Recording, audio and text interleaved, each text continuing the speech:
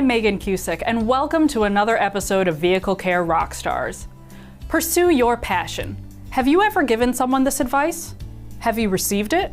And if not, why?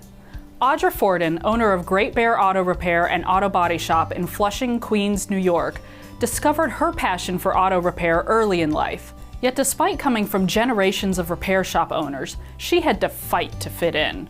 Now, over 40 years later, her place is cemented in the industry, but the fight hasn't gone out of her yet. As a celebrity mechanic and founder of the Women Auto Know and Drivers Auto Know brands, she's now using her voice to educate and empower drivers with automotive knowledge. Her passion has turned her job into a ministry, where she can spread the message of preventative maintenance to consumers through a network of repair shops, bolstering consumer know-how and their perspective of the repair industry, as well as saving their lives. I am the fourth generation to take ownership of my family's auto repair shop in Flushing, Queens, New York. And I do these workshops. We take away auto anxiety and we empower people.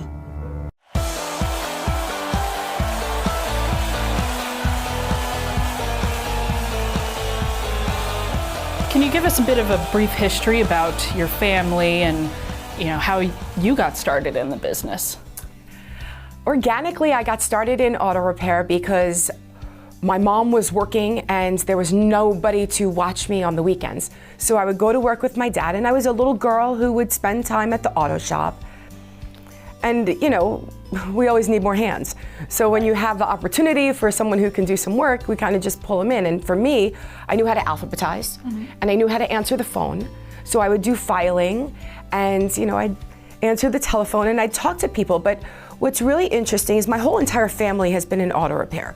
So my uncles and my cousins and my grandfather, my great-grandfather, obviously my father, we were always talking shop. Whatever was going on in the garage was like common conversation, and I always wanted to be included. So it was a treat for me to be able to go to the shop. The fact that as I grew and I had more interest to be there was my opportunity then, because I moved into doing inventory when I could learn numbers. And then as I got stronger, I was using power tools. I learned the second language. People live in a house that speaks a second language. We spoke car. Oh, I love that. So I was always talking about, or I wasn't talking about, but I was always listening, and I wanted to talk about what everyone else was talking about. So I was really engaged. And when you're small and your mind is a sponge and you're just absorbing all of that, I was absorbing it. And as it turned out, I liked it. So I was more apt to go back to the shop. I wanted to spend time there. Like, I've never had a Saturday off in my life. I've always been working. And that turned into my passion for what I'm doing now, where I am today, and what my life has turned into. It started as a little girl. And I think that you didn't ask me this, but I think that some really great advice to give other people is that when you find something that you are enjoying and it makes you feel good, and then you're more apt to be good at it, because I'm trying all the time. I always wanted to be better, so I was putting in the extra time, putting in the extra effort, doing the research. And that is such a great lesson on life that I learned, because still today, I still enjoy what I'm doing. So my quality of life is so much better because I like it. Yeah, well, and that's a beautiful gift, to be able to find what you like and then work in that all your life. I very much envy that, and I love that. So now earlier, you mentioned your father, your grandfather, your great-grandfather. Sounds like this is a family business here. How long has your auto shop been in business? Our business started during the Great Depression in 1933, and I am the first female to take over my family's fourth generation business. I often think of it like my grandpa and my great grandpa were fixing the Model T, and here we are today, and now we're fixing Tesla. So I've certainly lived through the experience and watched the evolution of the automotive technology go from like 0 to 160 miles per hour super fast. Like in my own experience, I've witnessed it. And I just went in, I went in strong. Now, there's an interesting dynamic with family business from my own experience that I could tell you about. It's very challenging. I think that I know our business has been a baby, if you will. I could relate to what we've been nurturing for all of these years. That's been so good to our family for decades. It's very difficult to let the reins go. I bet. I've been fired a lot, and I quit a lot of times over all of these decades that I've been working. I still go back, and the family dynamic it's my turn to hold the cradle, and I take it to heart like that. It's very personal to me. It's not just a job. It's something that I'm like proud and honored to be able to continue. And to all those people who said I can't. Exactly. Just saying.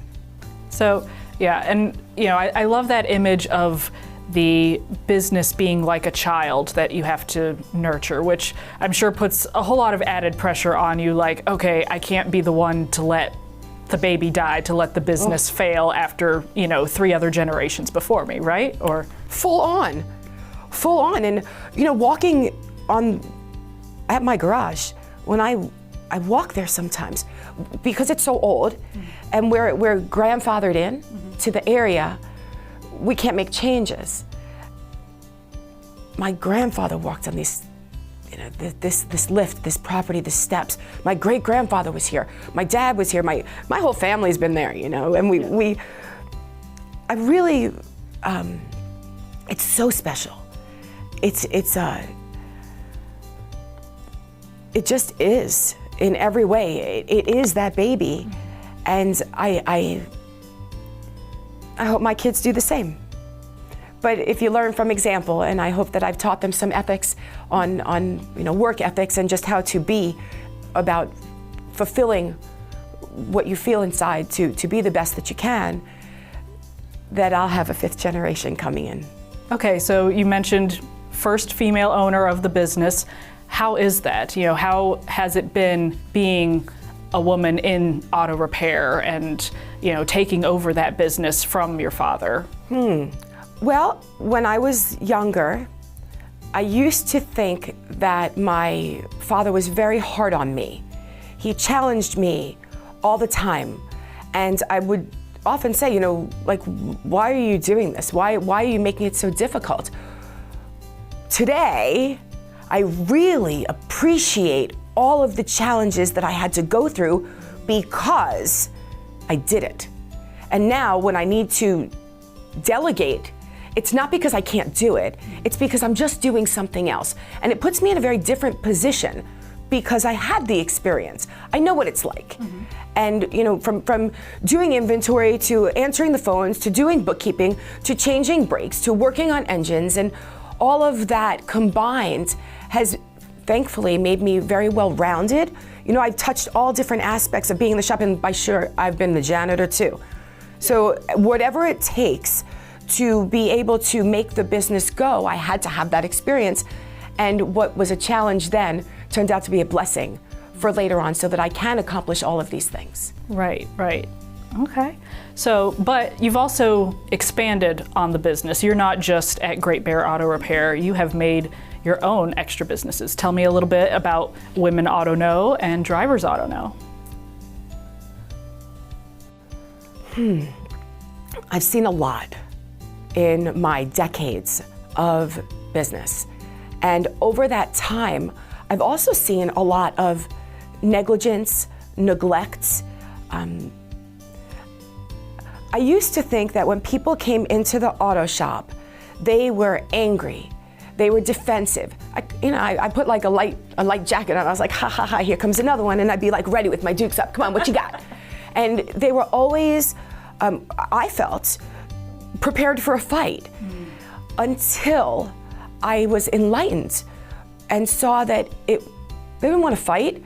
These people are scared They don't have information. They don't understand what's going on with their car. They were intimidated and unsure, thinking, I'm gonna get ripped off, how much my bank account is gonna be taken.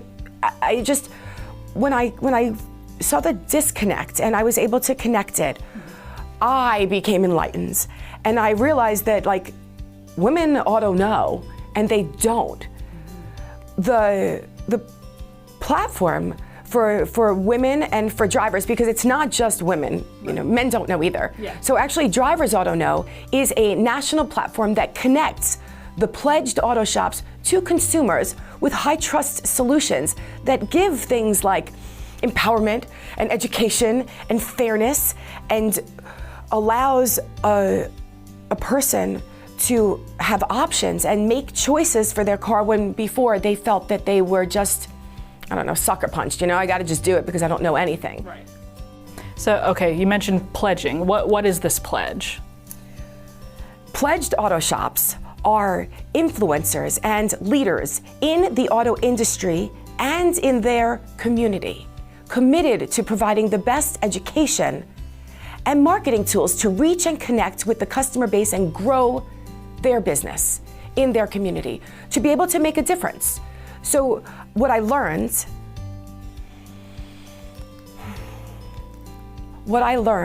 is that education is the catalyst where people don't have information. Once you provide them with information and they have a resource that they can go to and they have answers to questions, then they're so happy to buy. The benefit to being a pledged auto shop is leads and retention, because there are solutions at every point of the interaction with the consumer. Where there used to be nothing, now we have solutions that are giving the auto shop an advantage. Giving an auto shop an advantage. I am an auto shop. I'm a woman. I'm a consumer, but at the heart, all that I know is what it's like to be at the shop. That's where I grew up. So from my experience, I know that there's a huge disconnect between what people auto know and what they actually do know. Right. Drivers come in, they have very little information. They don't understand what's going on with their car. They feel that they're always being, 72% of people say that they've been taken advantage of at some point in their experience at the auto shop. Statistics say 35% of drivers willfully ignore or delay preventative maintenance and repair, which is mind-blowing to me, because 13% of accidents that happen on the road are directly related to poor vehicle maintenance. 200,000 accidents, 13% of that. 2,600 people die every year for something that's an awareness, for something that could be, you could learn. It's an epidemic. There's a huge problem, there's a huge gap where people feel, I call it, I don't know. What do you say? I don't know. And when I'm sharing with you, what's going on, and maybe you don't have to know, but you have information now. You have access to information so that you can find out. And even though, we're loaded with the internet and we have so much information available at our fingertips, information overload. Exactly, it's a glut. There's almost like too much. You don't know where to go and find the right information. And then how to find a shop that you can trust. Right. So from my experience, from my own, my family's history and our legacy and how we keep evolving with the times. And now through our Drivers Auto Know program, we have a philosophy. So for auto shops to participate through our Drivers Auto Know program, you take a pledge, you adopt our philosophy, and you make a promise to your community. And what that entails is easy. It's 4 parts. Number 1 is to educate, not intimidate, right? That's what people want. Mm-hmm. Number 2, like you're in kindergarten, people want to, show and tell me. Show me what I need. And then you find that when they see, they understand. And then tell, not sell, because there's a stigma around auto repair that we're out for selling you everything. Mm-hmm. And that's our 4th point, which is service, not sales. So educate, not intimidate, show and tell not sell, service, not sales. And then there's a open mind to be able to connect with the car that people spend so many hours in. So you don't have to say, I don't know. You actually now have a resource to find answers and find a shop in your area, a garage in your area that is open-minded, willing to teach you what it is that you need. You know, if you're gonna spend $5 or $500, get yourself an education on it, on what you need. And then the shops that are willing to do that is where you should be patronizing. Unfortunately, the negative shops that are out there just create a bad name for the good shops. So our programs really give a better edge to the shops that are doing the right thing because we're promoting transparency. Right. And transparency is so key in today's culture, absolutely. That's what everyone's looking for. So I just want to go back to that 4-part philosophy. I love that philosophy, by the way. How did you come up with that? Was that just something that hit you one day, or you know, how did that come to you? The information is what the consumer wants. Drivers need it. It's not like, you know, I came up with it, but I came up with it from my history, from all of those things that my generations before me have just been practicing and listening to what people are looking for, what they need in order to make that connection so that they feel better. There's so much apprehension. People have auto anxiety. You know, it's like, it's real. When and I want to say she, but he too, when people are coming into the auto shop, they're like overloaded with a catalog of personality issues that are overwhelming. And actually, I see it. It creates these barriers and minefields that stop people from having logical thinking. All of a sudden, they're like overwhelmed and aren't able to focus on what it is that they really need, which is, you know, taking care of your car because you spend so many hours in it. It's important. And the maintenance is really important. Listen, if you want to spend a lot of money, and I say this, I do workshops all the time, and if you want to spend a lot of money, don't do the maintenance on your car. Because you're going to have mechanical breakdown, you're going to get stuck on the road, and it's going to cost you buku bucks. Yeah. If you want to save money, then do the maintenance on your car. Your car is going to last hundreds of thousands of miles. And traditionally, you know, cars used to be like mechanical and they break down a lot, and now they don't. Now they're well-oiled, if you will, well-functioning machines. They last around 12 years, like 150,000 miles. That's a lot of time that you spend in it. So understanding that you need the maintenance, and that's where the shop, you know, we're making our money on that. We want to bring in the leads, we want to bring in the customers, and by doing it authentically is creating a legacy for your own shop. And I know that from experience because for 4 generations, I see when I was a kid, you know, the people who used to bring their car and now their children are coming in and their children's children are coming in. And I even, you know, I see grandchildren's cars, which is really special. And it's a great way to make a difference in my community because our roads are safer. And it's my way of giving back. And I feel some kind of way about that.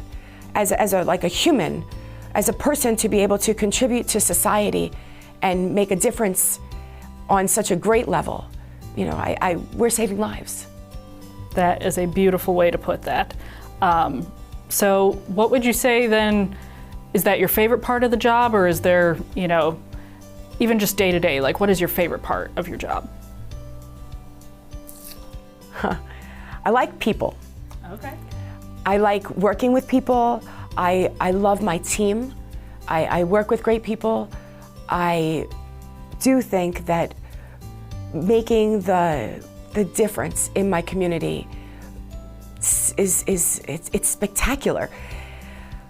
It fuels me, it feeds something inside my spirit to be able to be of service to other people.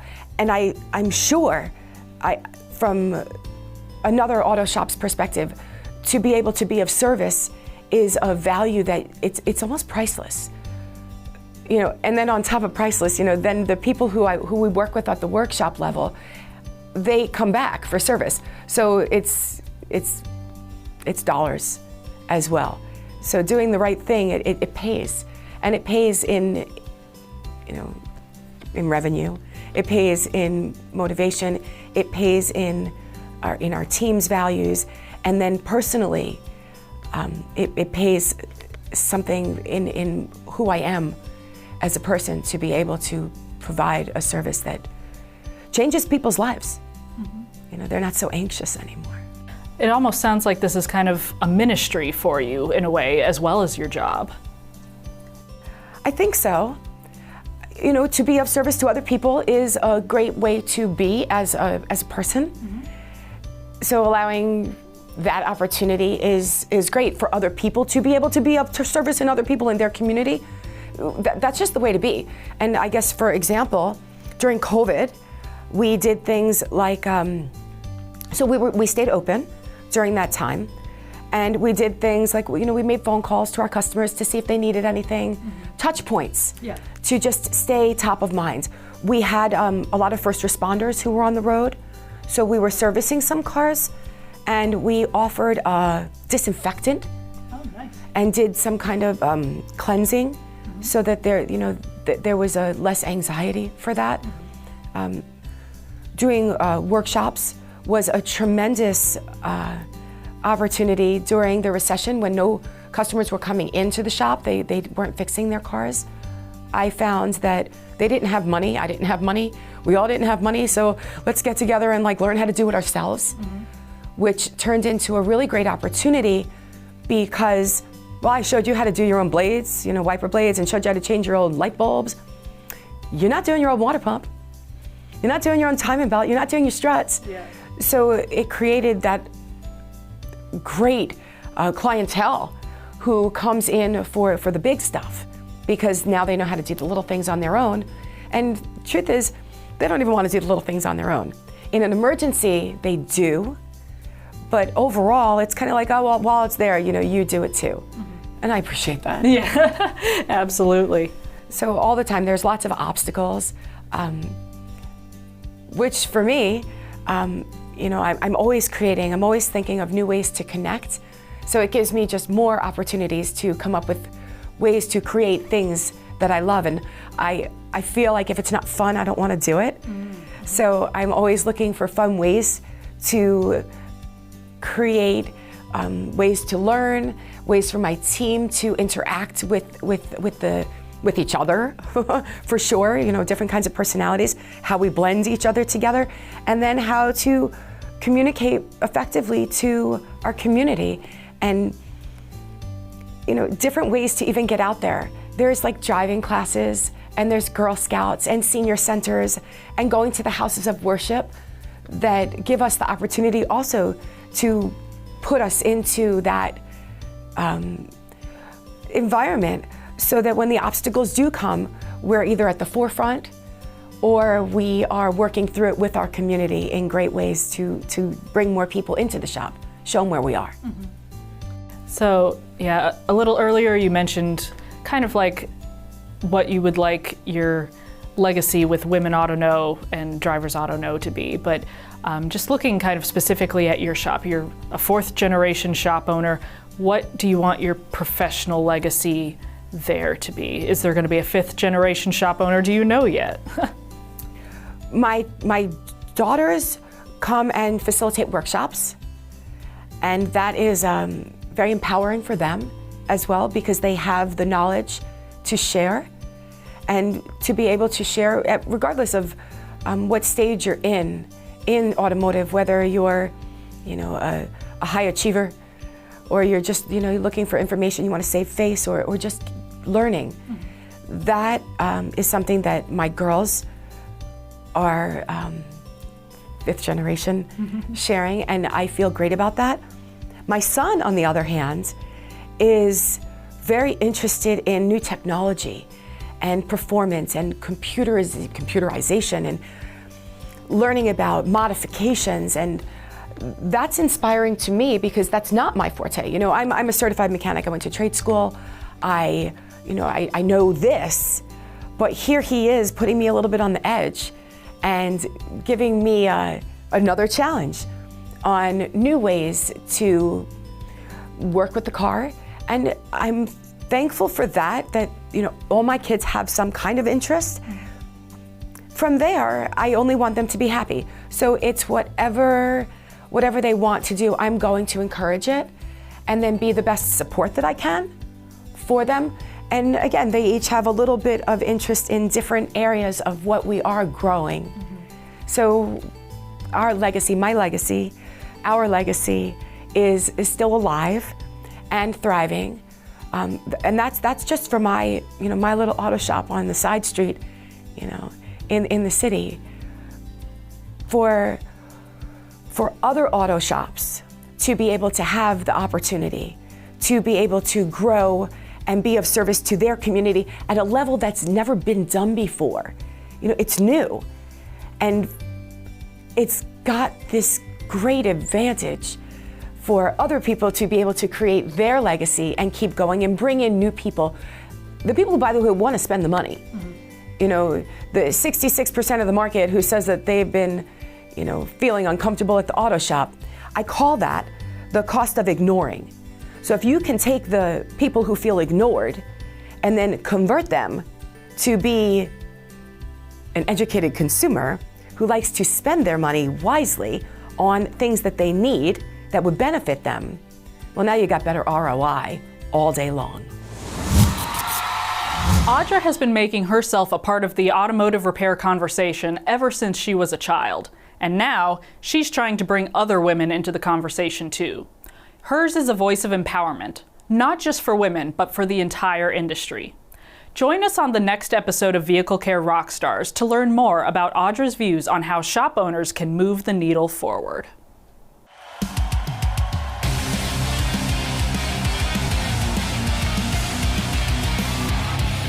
Okay, Audra, we're going to play a little game called B-Sides to get to know you better. I'm going to give you a series of choices and you tell us which ones you prefer. Ready? Ready. All right, okay. Let's start with some general questions. Mets or Yankees? Mets. All right.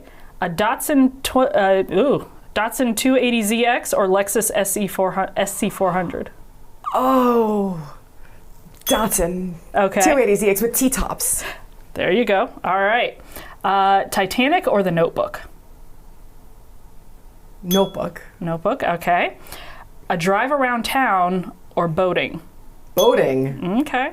All day. All right. So we're staying on the water here. Would you jet ski or kayak? Kayak. Okay. Go to a concert or go to church? Church. Okay. Fix a car or do some gardening?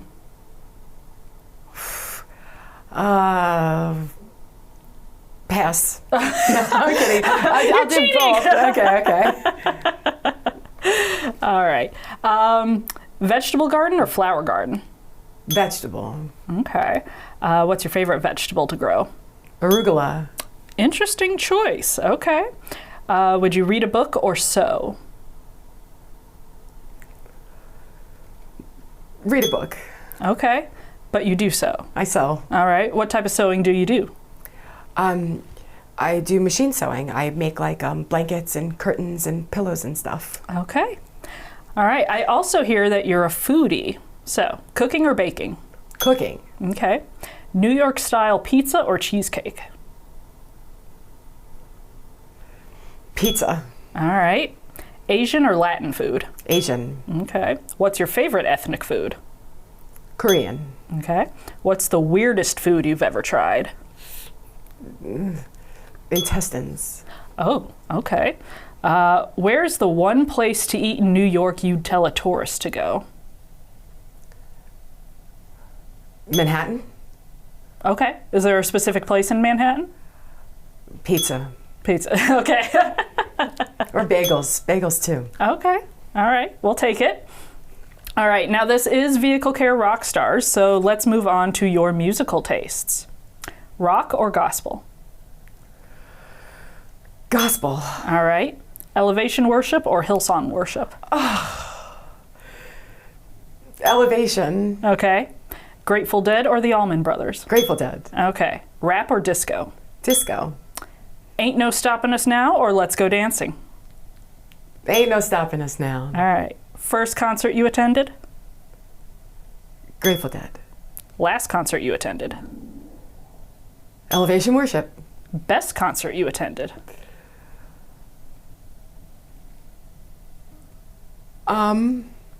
Stevie Nicks. Oh, okay. Very nice. And now for our final thing, Bust a Move, YMCA or Thriller? Thriller. Can you do it? All right. I could probably do the YMCA better, but I'd rather go with the Michael Jackson Jam. All right, excellent. You did great, Audra. Thank you so much.